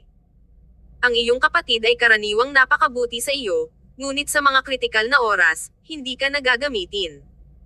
Ang mga sulok ng labi ni Nicole ay twitched. Si Julie ay naiiba kay Molly. Walang makakadop sa kanya. Dapat lang na mabagal ang mga bagay. Hindi nagsalita si Kay. Falcon Entertainment. Dumiretso si Kay sa underground parking lot, pagkatapos ay umakyat sa itaas na may panloob na elevator upang maiwasan niyang makatagpo ang paparazzi na nagcamping sa labas. Pagkatapos ng lahat, hindi maraming tao ang nakakaalam na si Kay ay bumalik sa Medianya. Ayaw ni Kay na ilantad ang kanyang sarili sa mahusay na fanfare. Hindi niya ito ipinagbigay alam ng maaga at dumiretso sa tanggapan ni Dominic. Nabigla ang kalihim ng ilang sandali nang makita niya sina Nicole at Kay sa labas. Gayunpaman, bago niya maiulat ang kanilang pagdating, itinulak ni Kay ang pintuan kasama si Nicole. "Ano ang mali sa iyo guys? Gusto ko ng isang magandang batang lalaki, hindi isang walang anak na bata. Gamitin mo lang si Kay kapag nagdebo siya bilang pamantayan. Hindi ko gusto ang isang sisi na mag-pounces sa iba sa sandaling magkita sila." Kabanata 1331. Platonic na relasyon. Ang tinig ni Dominic ay masalimuot. Halatang galit siya. Sumimangot si Kay nang marinig niya ang kanyang pangalan at kumatok sa pintuan. Hindi nagmamalasakit si Dominic at tumalikod. "Sino ang nagsabing maaari kang pumasok?" Akala niya ito ang kalihim. Magsalita ng halimaw at siya ay lilito. Nagdala rin si Kay ng isang malaking pagtitig na hindi maaaring masaktan sa likuran niya. Sa isang iglap, tumayo si Dominic mula sa kanyang upuan. Ikaw. Wow, bumalik ka. Naglakad si Dominic na may ngiti. Miss Stanton, sa tuwing nakikita kita, naramdaman kong ang iyong kagandahan ay nagbigkis. Lumibot si Nicole mula sa likuran ni Kai. Lumayo ka. Sinabi ni Dominic, sure naman. Nagpapasalamat si Dominic na maaari pa ring makipag-usap sa kanya si Nicole. Hindi niya iniisip kung nagsalita siya ng malupit o kaaya-ayang mga salita. Maaari niyang tanggapin silang lahat. Pagkatapos, tiningnan niya si Kai, na hindi niya nakita ng mahabang panahon, nasa sabik.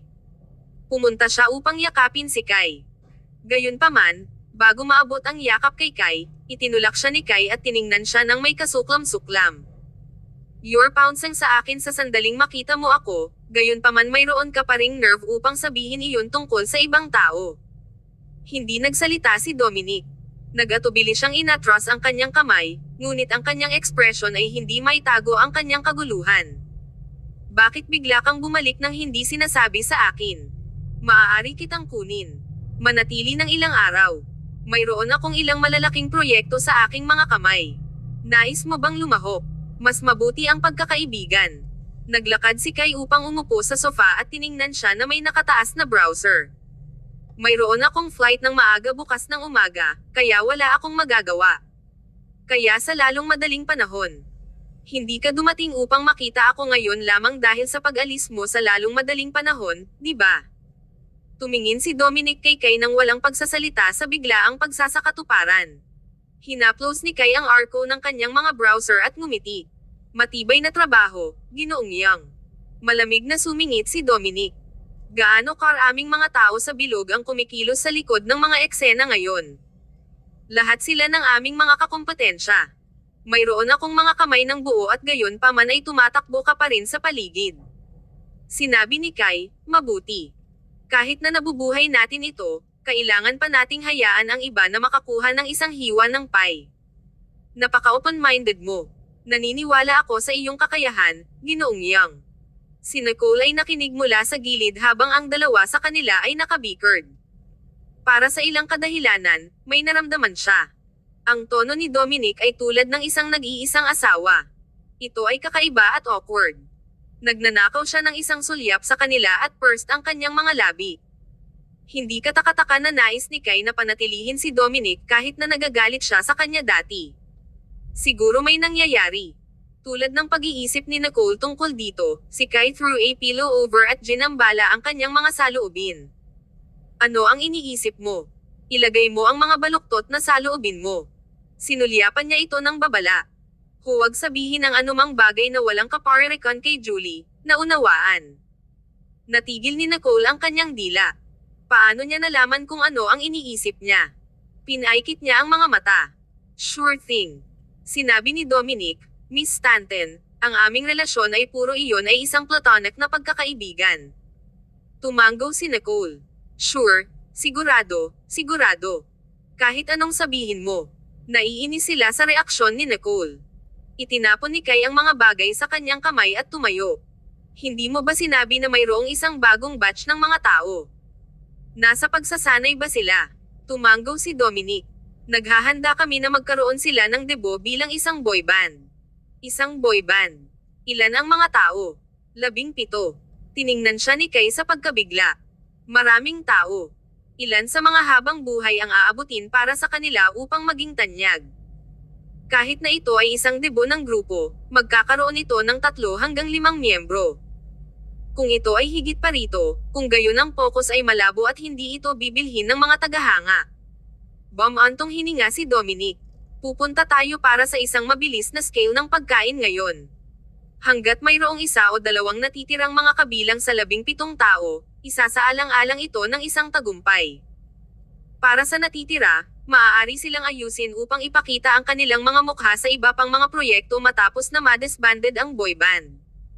Sa anumang kaso, lahat sila ay magkakaroon ng maraming mga pagkakataon. Kung maaari nilang sakupin ang mga ito o hindi ay nakasalalay sa kani-kanilang mga kakayahan. Kabanata 1332. Panatilihin siya para sa kanyang sarili. Tumayo si Kai doon sa komplikadong kalagayan. Wala siyang malalim na pag-unawa sa mga operating models tulad ng mayroon si Dominic. Bagaman hindi siya maasahin sa mabuti, kung nagawa ni Dominic, nangangahulugan ito na mayroon siyang sariling mga ideya.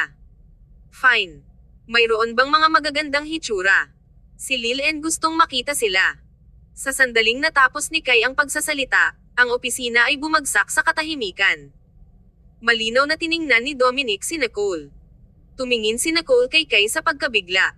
Tiningnan ni Kai ang dalawa na walang kasalanan. Kailangan ba niyang maging blunt? Hindi ba siya maaaring maging mas mataktika?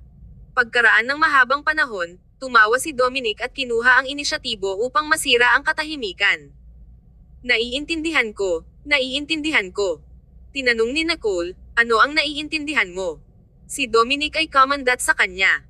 Huwag mag-alala, Miss Stanton. Wala akong sasabihin tungkol dito.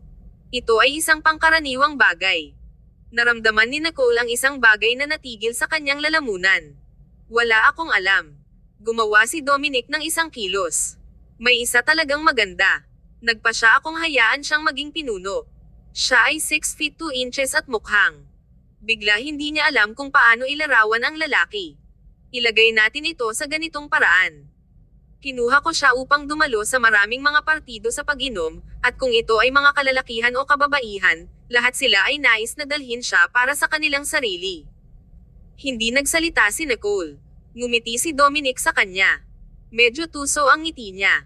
Siya ay espesyal na nakalaan para sa iyo. Sinipsip ni Nicole sa isang hininga ng malamig na hangin. Gusto niyang talunin si Dominic sa kamatayan. Si Kai ay interesado at ngumiti. Dalhin mo kami sa kanya noon. Ngumiti si Dominic. Hindi na kailangan. Hinayaan ko siyang tumayo. Malapit na siyang tumawag. Madali siyang pinigilan ni Nicole. Kung tinawag nila siya rito, hindi nila maipaliwanag ang dahilan kung bakit. Huwag. Nagtataka lang kami at nais na makita. Ayokong gumawa ng anuman. Sumimangot si Dominic. Miss Stanton, hindi mo kailangang mapahiya. Walang makakaalam. Sa gilid, idinagdag ni Kai ang gasolina sa apoy. Tama ka. Nais ni Nicole na sumabog ng may galit. Baliw ba ang 2 taong ito? Gusto ko lang makita ang grupo, at hindi lamang sa kanya lamang.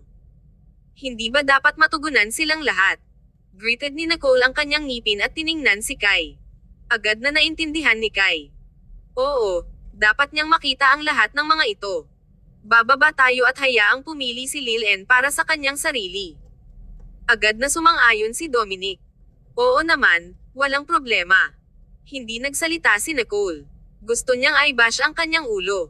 Masayang pinangunahan ni Dominic ang daan sa harap. May mga kababaihan din. Gusto mo bang makita? Kinurot ni Kai ang kanyang mga browser. Hindi. Mayroon akong kasintahan. Hindi siya magiging masaya kung malaman niya. Sa tagiliran, si Nicole ay humagulgol. Wala ba akong boyfriend? Sinabi ni Kai, maaari mong baguhin ang iyong oras. Wala pa rin siya sa bansa. Nag-joke si Nicole. Hindi siya makahanap ng isang rebuttal. Pinakamainam kung si Kai ay maaaring magmadali at makalabas ng bansa. Sa wakas natanto ni Dominic ang libangan ni Nicole at hindi makapaghintay na magsilbi sa kanyang panlasa at ayusin ang kanyang wasak na impresyon sa kanya. Kaya, ipapadala ni Dominic ang taong iyon kay Nicole kahit ano paman. Sa kabutihang palad, ang kakayahan ng negosyo ng tao ay hindi maganda, at ang lahat ng mga namumuhunan ay nagpatibay ng isang paghihintay at tingnan ang saloobin, kaya wala siyang malaking iyon ng isang fanbase. Nagkaroon ng isang espesyal na silid ng kasanayan sa kumpanya na hiwalay sa harap ng gusali. May isang tulay na baso sa gitna ng kambal ng mga gusali, at posible na maglakad sa buong tulay na iyon upang makarating sa gusali kung saan sila nagsanay. Ang layout ng buong tanggapan ay napakalawak at grand. Pagkatapos nito, binili ni Kai ang 2 gusaling ito na may isang alon ng kanyang kamay at hindi man lang kumurap. Siya ay talagang mayaman at overbearing. Naghihintay ang manager sa exit ng isa pang sahig. Tumingin si Nicole sa kanya at nakita siyang medyo pamilyar. Hindi ka ba kasama ni Fabian? Natigilan ang manager bago ngumiti. Huminto ako sa pagsunod sa kanya ng matagal na. Sumimangot si Nicole, nakakagulat. Ha? Kabanata 1333. Little Workshop. Si Dominic ay nagubo at sumulong upang ipaliwanag. Ilang oras na ang nakalilipas, pribadong tinapos ni Fabian ang kontrata sa amin. Hindi pa rin siya nasisiyahan sa aming mga pagsisikap na suportahan si Harvey at Privado na nagtulungan kasama ang maraming mga tagahanga upang maging sanhi ng problema. Ang aming kumpanya ay nabalisa ng mga tagahanga, kaya maaari lamang nating wakasan ang kontrata. Napatingin sa kanya si Nicole na kainahinala at malapit na lamang buksan ang kanyang bibig upang sabihin ang isang bagay. Agad na natanto ni Dominic ang isang bagay at ipinaliwanag ang kanyang sarili. Wala akong manipulahin. Matapos siyang opisyal na inihayag bilang tagapagsalita para sa Stanton Corporation, kaya pipiliin lamang nating wakasan ang kontrata kay Fabian. Medyo malamig ang tingin ni Nicole. Back then, tumagilid sila ng maraming mga mapagkukunan kay Fabian dahil siya ay isang artista sa ilalim ng Falcon Entertainment, ngunit ngayon, umalis lang siya ng ganoon. Mahirap sabihin na hindi ginawa ito ng mga tagahanga dahil hinimok niya sila. Tumawa si Kay mula sa tagiliran, hindi nag-aalala. Hayaan mo lang siyang umalis. Ang kanyang mga pakpak ay ganap na fledged, kaya nais niyang lumipad ng mag-isa. Bakit nais niyang magpatuloy sa nagtatrabaho para sa atin? Bumantong hininga si Nicole. Nakaramdam lang siya ng pagkakanulo. Bagaman ang pansin ng kumpanya ay nakatuon kay Harvey ilang oras na ang nakalilipas, hindi nila tinatrato ng masama si Fabian. Hindi inaasahan ni Nicole na umalis siya ng mapagpasyahan. Tinanong niya, aling kumpanya ang napoach sa kanya. Sinabi ni Dominic, nag-set up siya ng kanyang sariling studio pagkatapos umalis. Kahit na siya ay umalis ng labis, alam niya na hindi maganda ang kumpanya na hindi siya tinatrato. Kailangan pa rin niyang bayaran ang buong parusa para sa paglabag sa kontrata. Tumanggo si Nicole. Kalimutan mo na. Dahil ang mga bagay ay dumating sa puntong ito, imposibleng maibalik siya. Huwag na magdirekta ng anumang mga mapagkukunan sa kanya, ngunit huwag ibalik ang mga ibinigay na namin sa kanya. Pagkatapos ng lahat, lahat tayo ay nasa bilog. Maaaring sabihin ng iba na pinipili natin siya. Ngumiti si Dominic. Ano ang isang pagkakataon, nagkaroon ako ng parehong mga saloobin. Mayroon siyang more kaysa sa 60 pag-endorso sa kanya.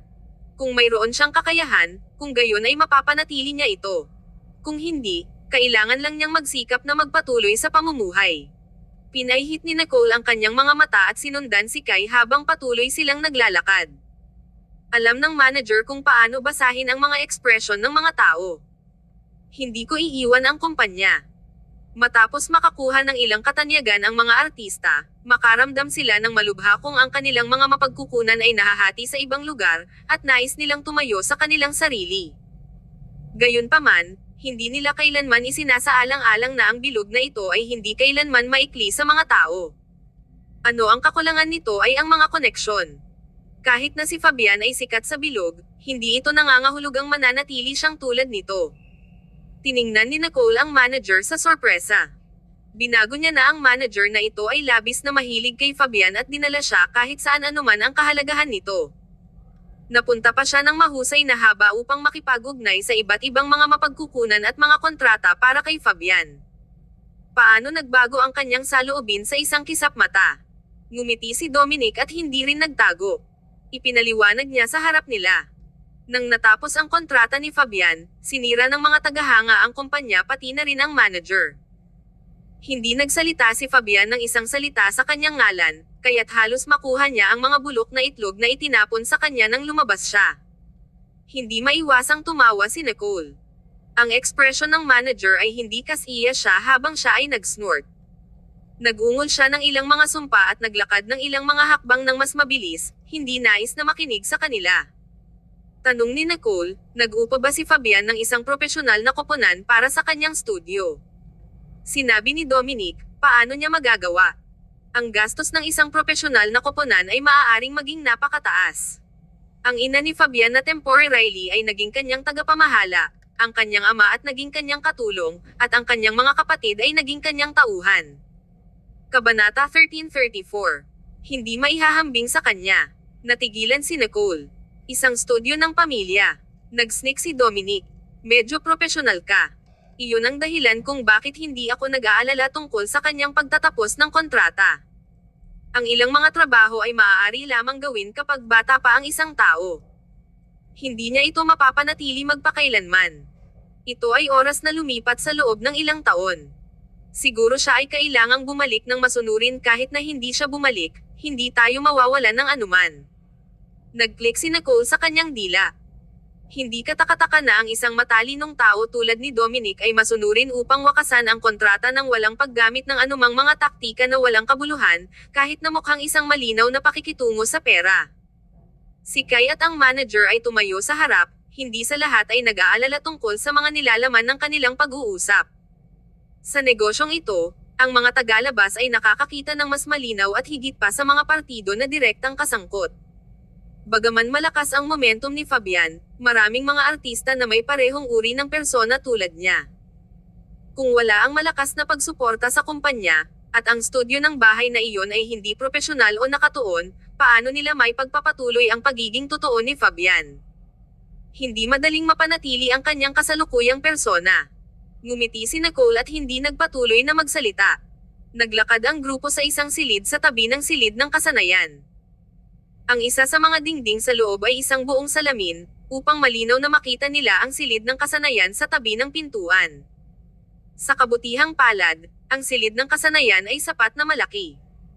Kung hindi man, ang 17 tao ay makaramdam ng masikip kahit na kung paano sila tumayo. Hindi katakataka na inirerekomenda ni Dominic ang isa sa gitna na nagsasanay ng pag-awit at sayawan. Kung ito ay taas, imahe, o pag-uugali, mayroong isang bagay na natatangi tungkol sa kanya. Sumulyap sila. Ang kanilang mga mata at pansin ay hindi sinasadya na nahulog sa tao sa gitna. Siya ay talagang perpekto at kaakit-akit. Kung nag-iisa siyang nag-iisa, tiyak na siya ay isang hit.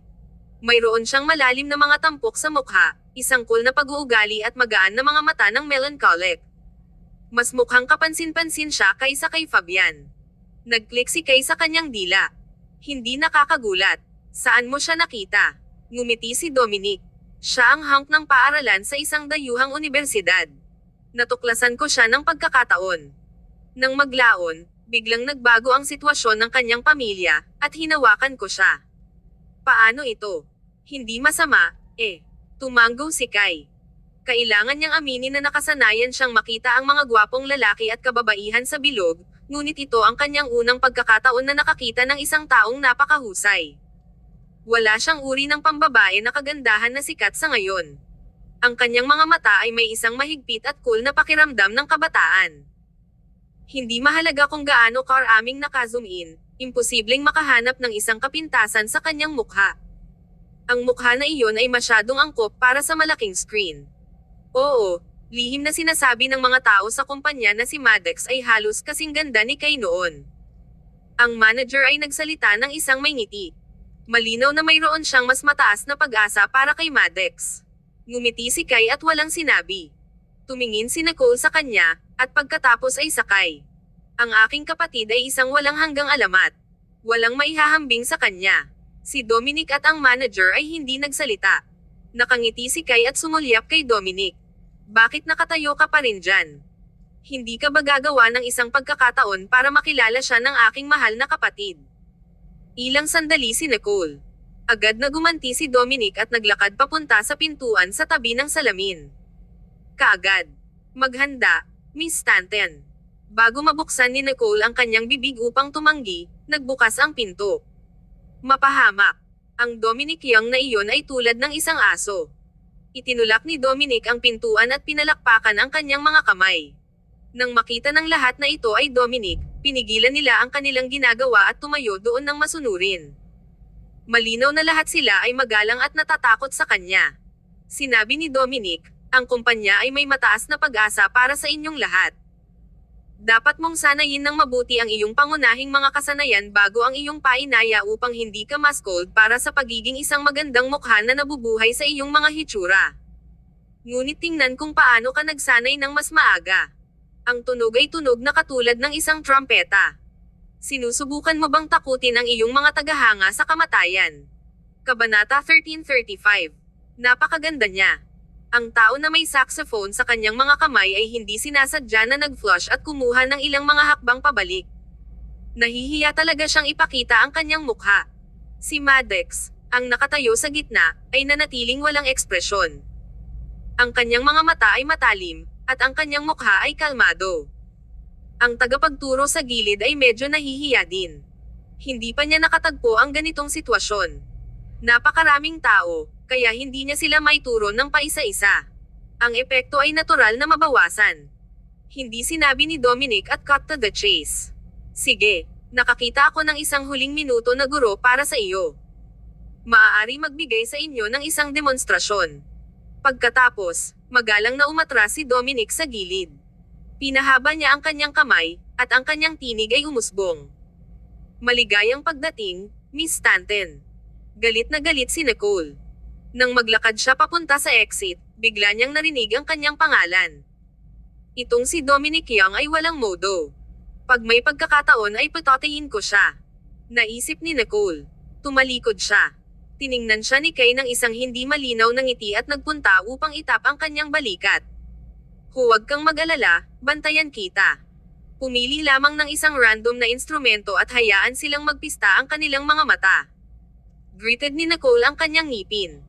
Hindi pa ako nakakaantig sa mga taon. I'm already rusty. Tiniyak siya ni Kay habang pinipilit siya sa loob, bumulong sa kanyang tainga. Mabuti. Mas mahusay ka kaysa sa kanila. Hindi nila maihahambing sa iyo. Kapatid pa ba siya? Bakit sa palagay ko ay itinutulak niya ako sa isang hukay ng apoy? Pag-iisip ni Nicole habang nag-atubili siyang lumakad at agad na ipinagpatuloy ang kanyang malinaw at malamig na pag-uugali. Sa isang iglap, narinig niya ang isang gasp. Ito talaga si Miss Stanton. Gosh, narinig ko na si Miss Stanton ang boss sa likod ng kumpanyang ito. Hindi ko akalain na totoo ito. Matagal na akong naghintay para dito. Napakaganda niya. Maganda talaga siya. Si Nicole ay nagtago sa kanilang mga bulong. Marami sa kanila ang nasa sabik na halos hindi nila maitago ang kanilang damdamin. Ang ilan ay tumalon kahit na kumuha ng inisyatibo upang makipag-usap sa kanya. Gayunpaman, bago sila makabuo, agad na ipinakilala ni Nicole ang kanyang sarili. Ang pangalan ko ay Nicole Stanton. Hindi talaga ako isang profesional na guro, ngunit bilang mga superstar sa hinaharap, inaasahan kong lahat ay magkakaroon ka ng potensyal na maging sikat. Lahat ay pumalakpak ng excited. Si Maddox lamang ang pumalakpak sa kanyang mga kamay nang walang tigil. Para bang pumalakpak siya upang eyebrush ang bagay na ito. Nagpanggap si Nicole na hindi ito makita. Siya swept a glance sa nakapalibot na mga instrumento at tumitig sa piano. Paano ito? Maglalaro ako ng isang kanta para sa iyong mga lalaki bilang isang regalo upang batiin ka sa pagsali sa aming kumpanya. Lahat ay labis na nasa sabik. Umupo si Nicole sa harap ng piano at huminga ng malalim. Bigla niyang naalala ang eksena ng paglalaro niya ng piano kasama si Clayton sa mall hindi pa nagtatagal. Si Nicole ay nagyelo para sa isang segundo bago agad na mabawi ang kanyang pag-iingat. Ang kanyang payat at pinong mga daliri ay nahulog sa itim at puting mga susi. Pagkatapos, isang maganda at kaaya-aya na rendition ng "Kanan" ay dahan-daang dumaloy sa pagitan ng kanyang mga daliri.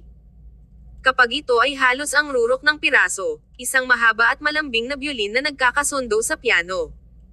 Ang biolin ay sumali ng walang putol at tunog na kaaya-aya. Ang piano at violin ay tumugma sa bawat isa, tumataas at bumabagsak, hindi matigas kahit papaano. Ito ay may pakiramdam ng isang napakamaayos na ensemble. Hindi nagpause si Nicole o lumingon. Hindi siya interesado sa kung sino ang sumali. Siya ay puro na nalubog sa kanyang sariling piano at tinatangkilik ang kanyang sarili. Hindi siya ay drug ng biolin, kaya't hinayaan niya ito. Ang silid ng kasanayan ay tahimik na may tunog lamang ng dalawang instrumento na naglalaro. Ibinaba ng iba ang kanilang mga paghinga na parang wala sila. Kabanata 1336. Isang mayaman na babae na nagpapasaysa sa luho. Sa pagtatapos ng kanta, ang daliri ni Nicole ay nakarating sa huling susi. Ito ay isang perpektong pagtatapos. Ang biolin ay nakaunat din ng 2 segundo. Ang koordinasyon ng piraso ay naitugma ng maayos. Lahat ay hindi sinasadya immersed sa loob nito. Nanguna si Dominic sa pag-uploading. Pagkatapos, ang lahat ay sumabog sa labis na masigasig na palakpakan. Tumayo si Nicole at lumingon. Ang taong naglalaro ng biolin ay ang nakamamanghang Maddox. Tumahimik siya sandali bago ngumiti sa kanila. Iyon lang para sa ngayon. Patuloy kayong nagsasanay. Pagkatapos, itinaas niya ang kanyang mga paa at bumalik sa silid na siya ay nasa ngayon lamang. Hindi inihayag ni Kai ang kanyang mukha, malamang dahil naramdaman niya na ito ay mahirap. Gayunpaman, napanood niya ang palabas. Nag-post siya ng isang maikling clip na kinuha niya sa kanila ng mas maaga sa kanyang social media na may caption, ang pang-araw-araw na buhay ng isang mayamang babae na nagpapasese sa luho. Inalis ni Kai ang kanyang telepono nang pumasok si Nicole. OMG, mahusay iyon. Pinahihit ni Nicole ang kanyang mga mata nang walang pagsasalita sa kanya. Kung sasabihin mo ang isa pang salita, ginagarantiyahan ko na hindi ka makakapunta sa eroplano bukas. Inabot ni Kai at gumawa ng isang paggalaw ng pagzepang ng kanyang bibig. Itinaas ni Nicole ang kanyang mga paa at umalis. Hindi na siya maaaring manatili. Kung nanatili siya, malalaman ng buong kumpanya na nagustuhan ni Nicole ang pagtingin sa mga kalalakihan. Sa ibaba, bago siya makapasok sa kotse, tinawag siya ni Dominic mula sa likuran. Miss Stanton. Nais ni Nicole na matumbok ang isang tao nang marinig niya ang tinig na iyon. Hindi niya alam kung kaya niyang pigilan. Hinayla siya ni Kai at gestured para lumingon siya.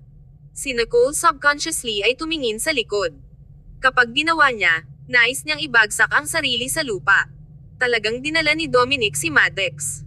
Hindi talaga nagsasalita si Nicole. Ms. Stanton, si Maddox ay hinahangaan ang iyong mga kasanayan sa piano at nais na makilala ka. Lahat sila ay staff, kaya bakit hindi mo siya turuan sa piano? Kinurot ni Dominic ang braso ni Maddox. Tumayo roon si Maddox. Ang isang bakas ng lamig ay sumabog sa kanyang mga mata, ngunit mabilis itong nawala. First niya ang kanyang mga labi at yumuko ng bahagya, ibinaba ang kanyang ulo. Hindi siya nagsalita, at hindi rin siya tumutol. Sa sandaling itinaas niya ang kanyang mga mata, nagkita ang kanilang mga titig, at makitid ang kanyang mga mata. Ang disdain sa kanyang mga mata ay agad na naatras. Bigla, may pamilyar na pakiramdam si Nicole. Ang pakiramdam na iyon ay tila medyo mapanganib. Gayunpaman, tila hindi rin ito masama. Ibinaba ni Maddox ang kanyang ulo at naging tahimik na taong iyon. Nakita ito ni Nicole. Malinaw na pinipilit si Maddox ni Dominic. Si Dominic ay tulad ng isang bugaw. Nanguna na si Kai at naghintay sa kotse. Ang kanyang kinaroroonan ay hindi madaling mailantad. Tumingin si Nicole sa paligid. There was no one. Hindi na niya ito matiis. Lumakad siya at tumayo sa harap ni Dominic gamit ang kanyang mga braso. Hindi man lang siya tumingin kay Maddox. Ginoong Yang, kumikilos ba ulit ang dati mong ugali? Tungkol sa kung paano ang editor-in-chief ng magazine ng Viola, si Viola Ziegler na Samira. Kung nais mong maranasan ito, maibibigay ko ang iyong nais anumang oras.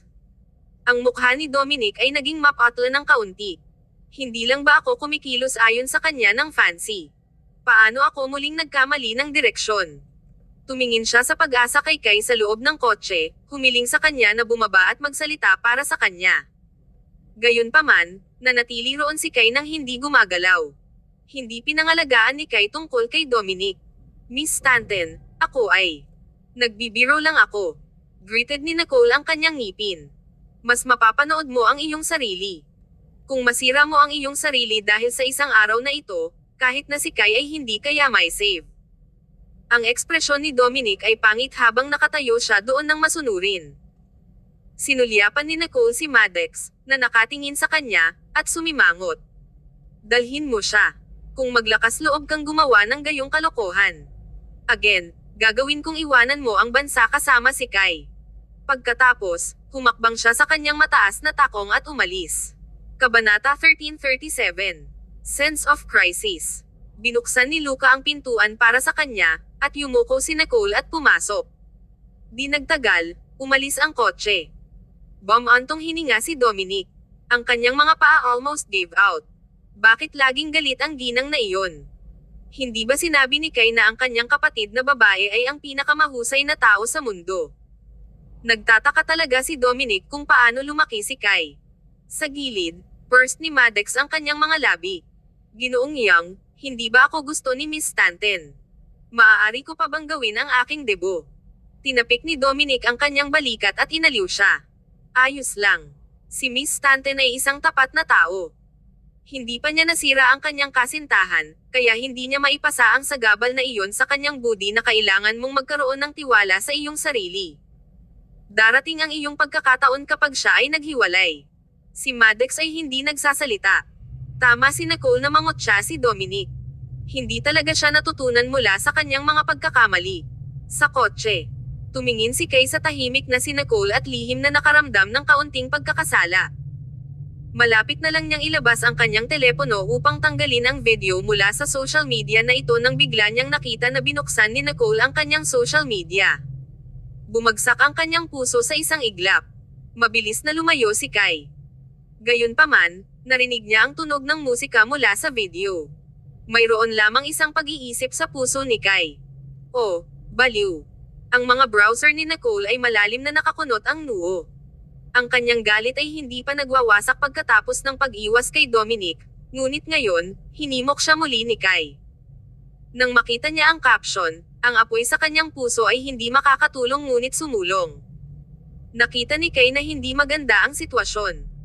Kung hindi sa katotohanan na sila ay nasa kalsada at ang kotse ay mabilis na nagmamaneho, nais niyang tumalon sa labas ng kotse. Ang labi niya ay twitched. Gusto ko lang ipakita ang aking napakatalino na kapatid na babae. Ang iyong kahusayan ay dapat makita ng maraming tao. Binigyan siya ni Nicole ng isang patagilid na sulyap. Malinaw at malamig ang tingin niya tulad ng gusto niyang patayin siya. First ni Kay ang labi niya. Huwag kang mag-alala, ilan lamang sa ating mabubuting kaibigan ang makakakita nito. Wala nang ibang makakaya. Nang maglaon, idinagdag ni Kay, tatanggalin ko ito ngayon. Tinanggal ni Kay ang video sa ilang mga tap. Nagsimulang umiling ang kanyang mga kamay. Ipinakita rin niya ang telepono sa kanya upang patunayan na hindi siya nagsisinungaling.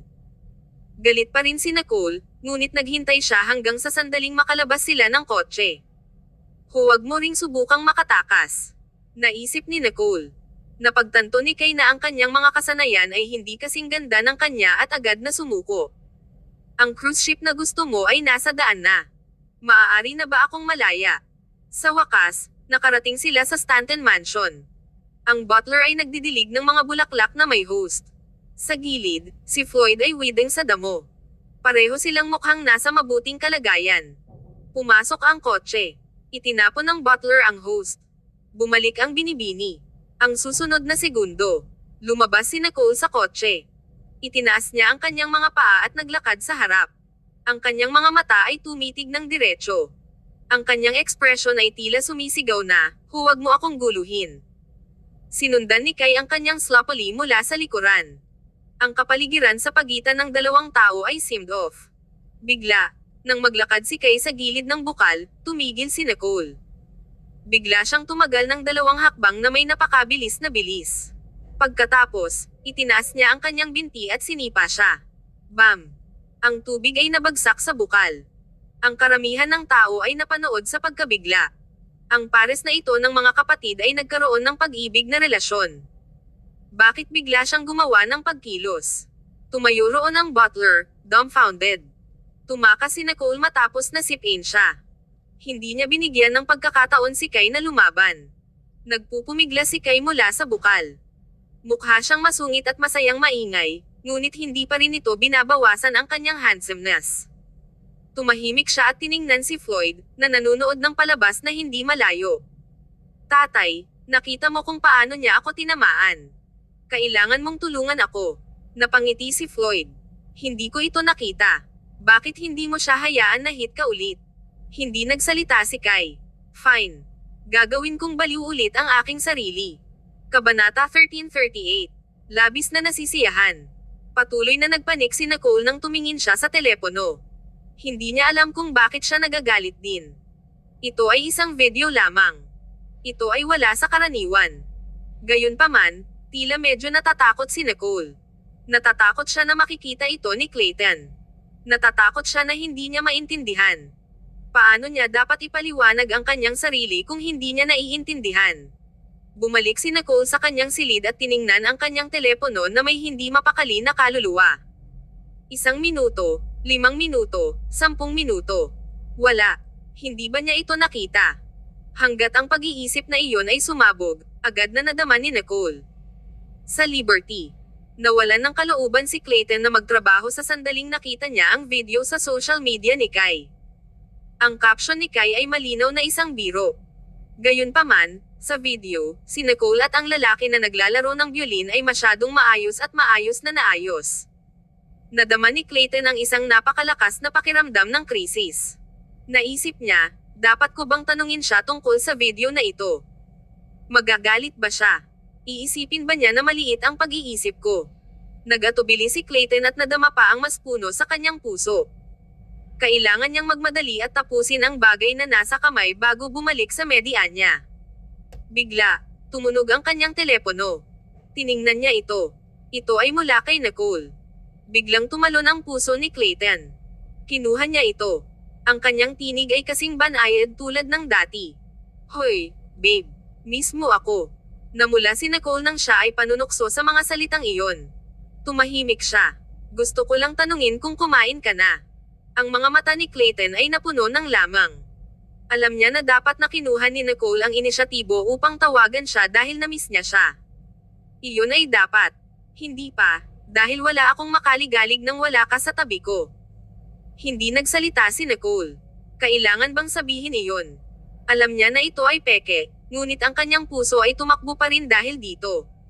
Sandali silang walang nagsalita. Pagkatapos, bigla silang tumahimik. Hindi rin alam kung ano ang patuloy na pag-uusapan. Hindi alam ni Nicole kung kukuha ng inisyatibo upang tanungin kung napanood niya ang video.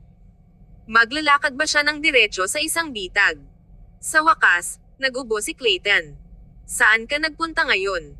Sinabi ni Nicole, kinuha ko si Molly upang pumili ng damit na pangkasal, pagkatapos ay nagpunta ako sa Falcon Entertainment kasama ang aking ikatlong kapatid. Tumahimik si Clayton ng ilang segundo. Upang maglaro ng piano. Sa isang iglap, biglang tumahimik ang dalawang tao. Si Clayton ay sumabog lamang sa labas dahil hindi niya mapigilan sandali. Agad siyang nagpanik sa sandaling nagsalita siya. Nang hindi niya narinig ang sagot ni Nicole, biglang nadama ang kanyang puso. Tulad ng sasabihin ni Clayton na may isang bagay upang eyebrush ang paksa, biglang sinabi ni Nicole ng maingat. Nakita mo ito? Sinabi ni Clayton, yeah. Tinapos ni Fabian ang kanyang kontrata, kaya kailangan naming suportahan ang ilang mga bagong dating. Nagbalak si Dominic para sa kanila na magdebo bilang isang grupo, kaya't napunta ako upang magkaroon ng pagtingin. Ang aking ikatlong kapatid ay naroon din. Biglang tumawa si Clayton. Nag-init ang boses niya. Ang kawalan ng laman sa kanyang puso ay biglang napuno muli. Ito ay isang napakamainit at kaaya-aya na pakiramdam.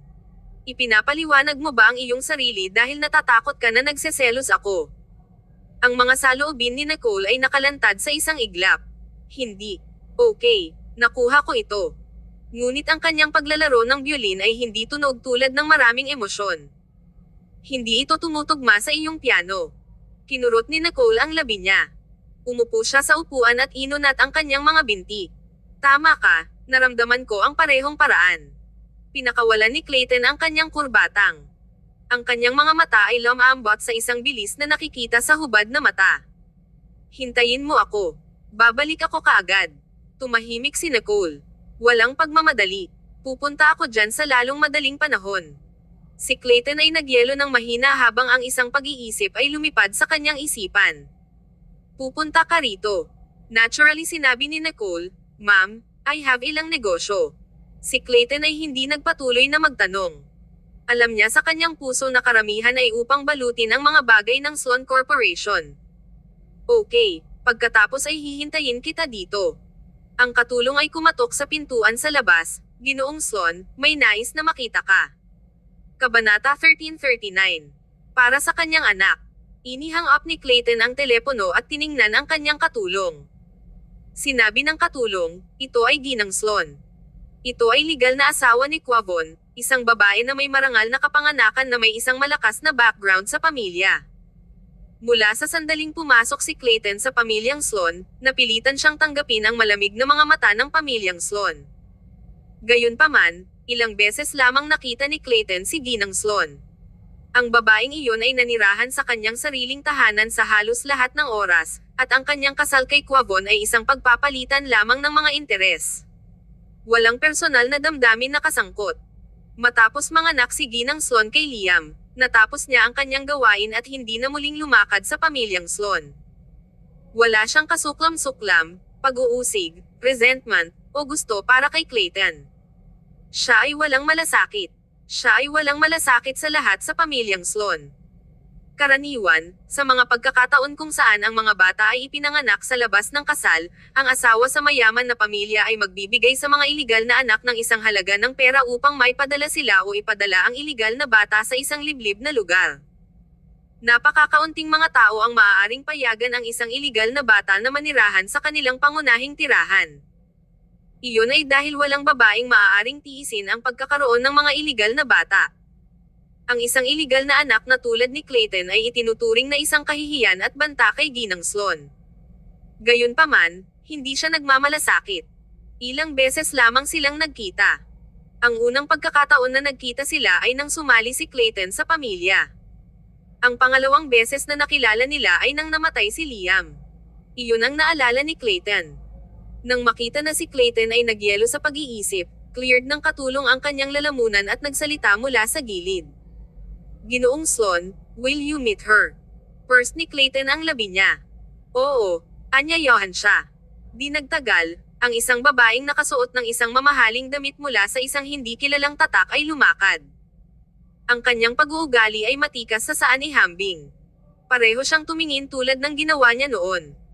Ang kanyang mukha ay hindi nagbago sa lahat, sa kabila ng malapit sa kanyang ika-50. Kahit na si Quavon ay nagpapakita ng mga palatandaan ng katandaan, ngunit ang babaeng ito ay kasing ganda ng dati. Tumayo si Clayton at tumingin sa kanya. Pagkatapos, napakamaginoo siyang lumakad sa gilid at hinayla ang upuan para sa kanya. Pinasalamatan siya ng babae at umupo. Umupo si Clayton sa tapat niya. Ang tingin ng babae ay muling sinuri ang mukha ni Clayton nang maingat sa loob ng isang buong minuto bago siya huminga ay inalis ang kanyang tingin. My apologies. Si Liam ay sinabi na magkapareho kayong magkapatid, ngunit nakalimutan ko ang hitsura niya. Bagaman ang kanyang mga salita ay sinabi sa isang light-hearted na paraan, mayroong isang kalungkutan na hindi maitago. Bahagyang nag-flick si Clayton. Masikip ang mukha niya nang marinig niya ang pangalan ni Liam. Pumunta ka ba dito dahil may kailangan ka? Ngumiti ang babae. Kumuha siya ng isang dokumento mula sa kanyang bag at ibinigay ito. Tiningnan ito ni Clayton. Nanlaki ang kanyang mga mata. Gusto mong ilipat ang iyong pagbabahagi sa akin. Tumanggo ang babae. Ang pamilyang Sloan ay bumabagsak. Malinaw na ang kanilang mga araw ay may bilang. Matapos ang aksidente ni Isaac, ang puso ni Quavon ay nasa kaguluhan, at ang mga tao sa kumpanya ay hindi nagkakaisa. Ito ay isang oras lamang bago magawa ang mga ito. Sloan Corporation. Madilim ang titig ni Clayton. Tahimik siyang ilang segundo bago magsalita. Hindi ko maintindihan. Bakit mo ito ibinibigay sa akin? Kahit na mayroon akong 20% na ito, hindi ako maaaring manalo ng suporta ng iba. Wala akong pagnanais na makakuha ng isang foothold sa Sloan Corporation pa rin. Tumingin sa kanya ang babae at ngumiti. Magaan ang tono niya. Alam ko. Ang 20% na ito ay orihinal na dapat para kay Liam. Ito rin ang tanging bagay na maibibigay ko sa kanya dahil siya ay bahagi ng pamilyang Sloan. Dahil siya ay patay, ibibigay ko ito sa iyo. Bumagsak ang mga mata ni Clayton. Hindi niya maintindihan kung bakit ang babaeng ito ay tila walang labis na kalungkutan nang binanggit niya si Liam. Bakit?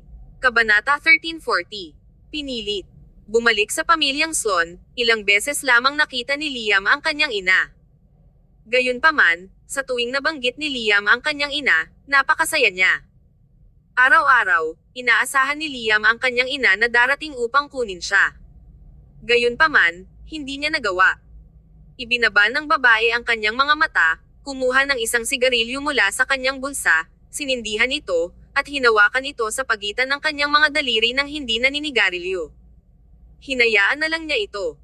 Bumalik noon, hindi ako sumasang-ayon kay Liam na makipag-date sa batang babae na iyon dahil isa siya sa mga tao ni Quavon.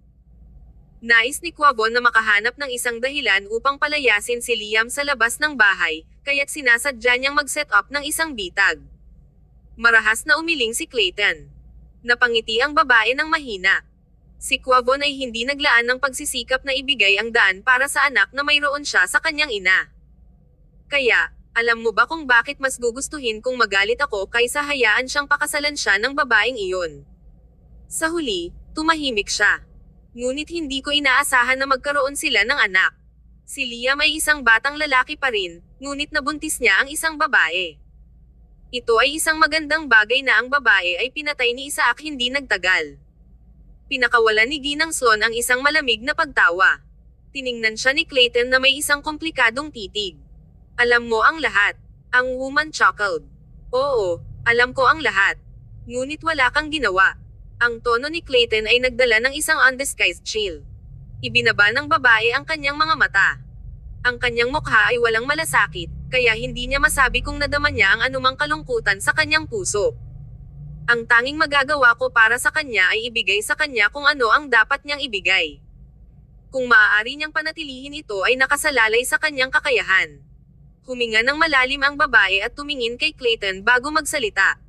Ako ay namanipulate upang tanggapin ang alyansa ng kasal na ito, at ako ay nadroga ni Quavon upang maglihi kay Liam. Lahat ng bagay tungkol sa aking buhay ay pinilit.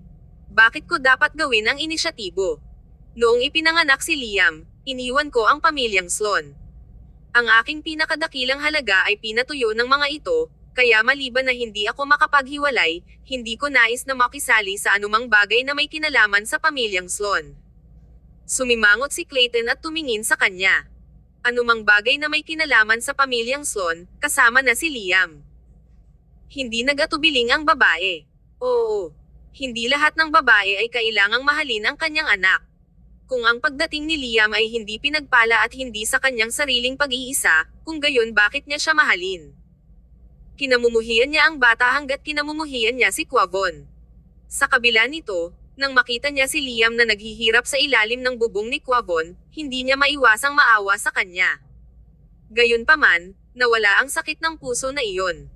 Sa simula, sasagutin pa rin ni Ginang Sloan ang mga tawag sa telepono ni Liam.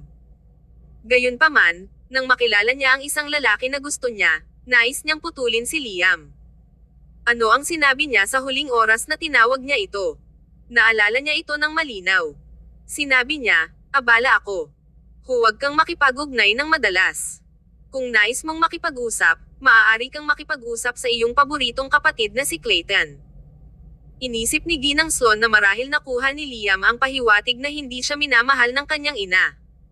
Kaya, mula noon, hindi na siya nakatanggap ng isang tawag mula sa kanya muli. Tumigil siya sa pag-ibig sa taong gusto niya, at libre siya ngunit hindi ganap na libre. Dahil hindi siya hiwalay, ang mga kalalakihan na dumating at lumibot sa kanya ay palaging nag-aatubili upang magpatuloy ng isang relasyon sa kanya sa labas ng moral na pagkakasala. Hindi niya alam kung bakit ang lahat ng mga kalalakihan sa mundong ito, maliban sa Quavon, ay kagalang-galang. Ang kanyang pamilya ay hindi nakikipag-ugnay sa kanya dahil sa kanyang mapaghimagsik na pag-uugali. Nabuhay lang siya sa buhay, taon-taon. Parang naramdaman niya na wala siyang naiwan sa mundong ito bukod kay Liam. Ngunit pagkatapos, namatay din si Liam. May isang bahagyang panginginig sa katahimikan sa opisina. Tahimik na tiningnan siya ni Clayton. Si Ginang Sloan ay kaawa-awa ngunit napupuot.